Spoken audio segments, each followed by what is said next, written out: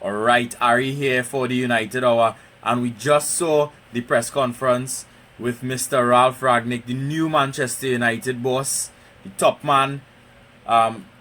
Ralph is at the wheel. Yeah? Alright, no? Okay, good. Alright, well, let's go. Let's dig into the words, what he said. I thought he spoke pretty eloquently, right? I think that he really showed appreciation for the tactical aspect, as we know that that's his forte, right? So I think that he is ready. As well, something to note, I think that he understands the job he has on his hands with respect to coming in at this point in the season, where it is we have all these games racked up in the Christmas period, right? I think we have like 10 games in December. So I mean, strap on to all your hard hat and all your boots, because it's going to be a rough December. It's going to be a busy December. So make sure and get your Christmas shopping in early, right? So alright, so let's go through with what he said with respect to the Premier League and how he would manage the side. I'm just trying to pull up the his words here, right? So they asked him, is it a good enough squad to compete with the top three? So he said it's definitely a good enough to compete in the top four. If you look at the top three teams currently, they seem to be very stable and have top coaches, probably some of the best coaches in the world. Notably, two of those coaches, Klopp and Tuchel, had a lot of influence from Ralphie, if I could call him Ralphie, as well, right?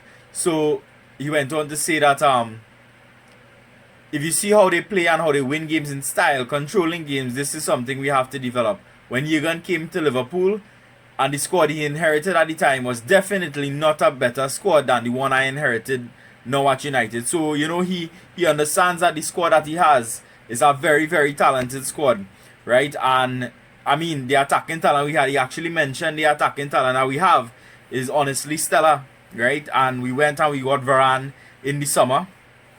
And even getting Varane, in addition to the defense we had last year, I mean, it might be so far away that we might forget, but we had a solid defense last year, and nobody know where that went, right? Under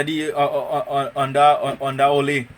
So he spoke about adapting to Ronaldo, right? Because I mean, the whole talk now is that Ronaldo doesn't press, and so we need more from Ronaldo. And how is the coach, if the coach is going to drop Ronaldo? So he said, with respect to you, Ronaldo, you always have to adapt your style to your idea of football to the players you have available, not vice versa. Having seen Cristiano yesterday in the in the second half, at age of 36, he's an amazing top professional.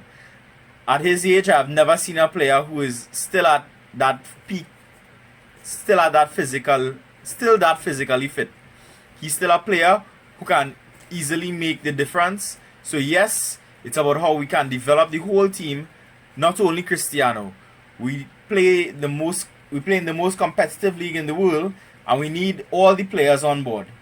What I saw from Cristiano yesterday, he is more willing to do that, to put his input into the team.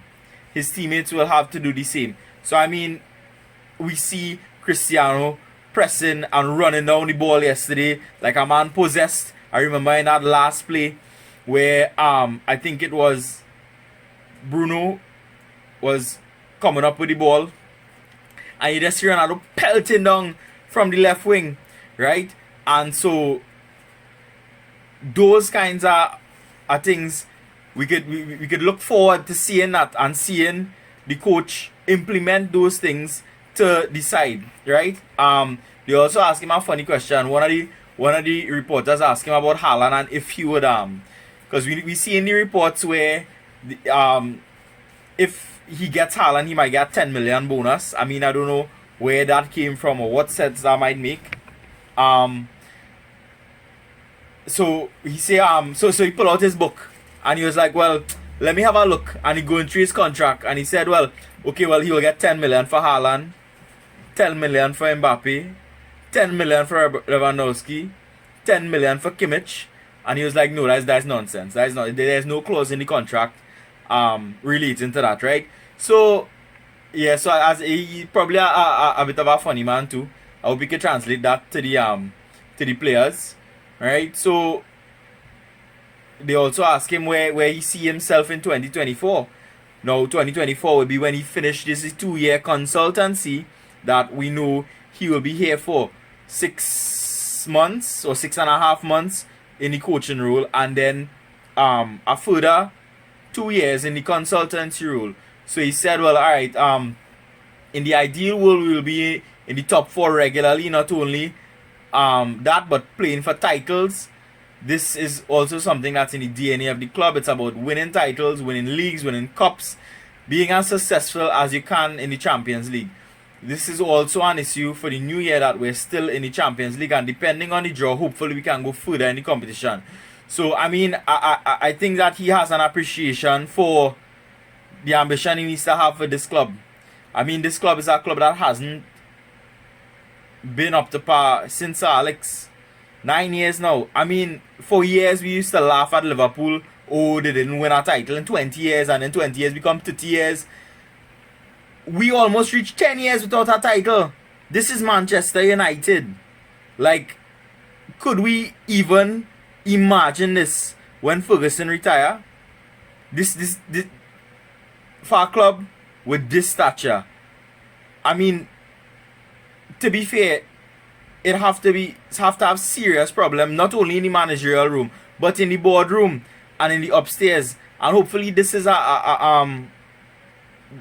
type of person, the type of figure that we will need to try to figure this stuff out. Because I was talking to President Chad earlier this morning, and President Chad me and he was saying, you know, the decisions that have been made in this club over the past 7 years, right, have been made by Woodward and who else? Murto and these men, and what these men know about football to make these decisions. And maybe Rangnick is the man we really need upstairs to say, well, here what? This is how you're doing this, right? And we're gonna do this way. And and tell the management staff or relate to the management staff what to do. Because let's say the manager goes to Woodward and say, well, I need this. Who is Woodward to say that I have more football expertise to you, that I could tell you as the manager more about football? No, that could never be, and that's what we're experiencing in the past 7 years, and that is why the tail wagging the dog, why we in the position we in, right? Because we have people who don't know about football telling the men about football, about how to make football decisions. And I making that not making no sense. No sense. So at least if we have Rangnick in a high position in the consultancy role or whatever role it might end up, they might end up putting a title to, because I do believe they will end up putting a title to it at some point when he goes up, or if he goes up, as we will see later in this discussion. When they put a title to that role, right, he may be able to relate to a manager on a football level and say, listen, I don't believe in that concept. I think this concept might be better. And he might be in the best place to do that, right? So, let me see how this goes. Might be the smartest appointment the club make for a little while, right? So, he also had some words with respect to one of the reporters asked him. I know most people see in the reports out from Fabrizio, who is saying that Rangnick is ready to take the coaching role. But hear this one. I don't know if anybody ever asks you if you want a job, and you have to tell them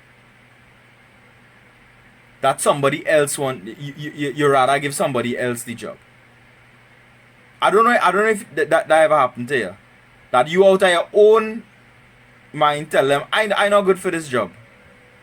Better I give somebody else a job. Because this is exactly what one of the reporters asked him, right? So here what I asked him.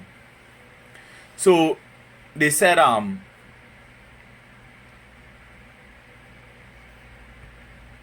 working as a coach or a director, he said, yes, I can work both positions.